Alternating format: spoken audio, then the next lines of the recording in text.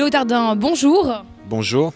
On s'était déjà croisé lors de votre apparition à la 20e édition du festival Les Jeunes parmi le Jazz. C'était pour l'ouverture et vous débutiez votre carrière en solo. Quelle évolution depuis ?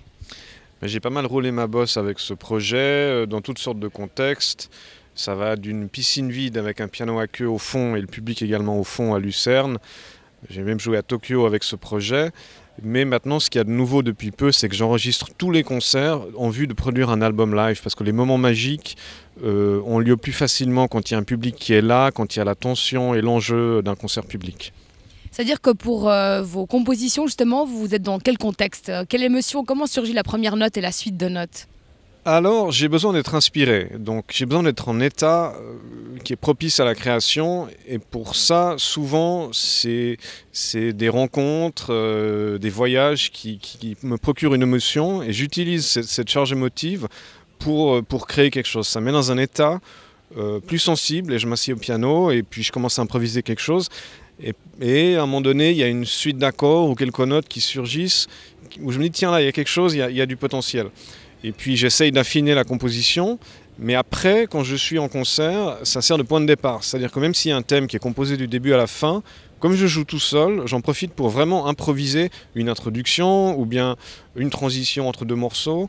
Et c'est là vraiment où le public est témoin de cette création en temps réel, où je pars de mes propres compositions, mais ça sert de point de départ pour m'évader et pour faire planer le public aussi. Dimanche 7 mai à 17h à la salle communale du Petit-Lancy, justement les Lanciennes et Lanciens et toutes les autres personnes qui veulent venir participer à cette expérience avec ce funambule pianiste Léotardin sont les bienvenus. Et justement, cet enregistrement live donnera lieu à un album. Alors ce sera un double album en tout cas. C'est très difficile de dire avant que le concert ait lieu si je pourrais utiliser tous les morceaux. Il y a toujours dans un concert 2-3 moments qui sont complètement imprévus, inattendus, et quelque chose qui surgit, qui n'était pas préparé. Maintenant, est-ce que l'entier du concert sera utilisable ? Est-ce qu'il y aura 2-3 moments seulement que je vais utiliser, que je compléterai avec d'autres concerts ? Ça, c'est difficile à dire, mais c'est sûr qu'il y aura des extraits de ce concert à Lancy qui figureront sur l'album final. Ouais. Est-ce qu'on se prépare d'une façon différente pour un concert de ce type-là ? Alors, il y a plusieurs choses. D'abord, c'est tout simple, mais si on veut enregistrer, il y a quelques précautions à prendre. Par exemple, quand je suis dans une espèce de transe due à l'inspiration et à la concentration du moment, j'ai tendance à beaucoup bouger pendant que je joue. Alors c'est tout bête, mais je vais enlever mes chaussures.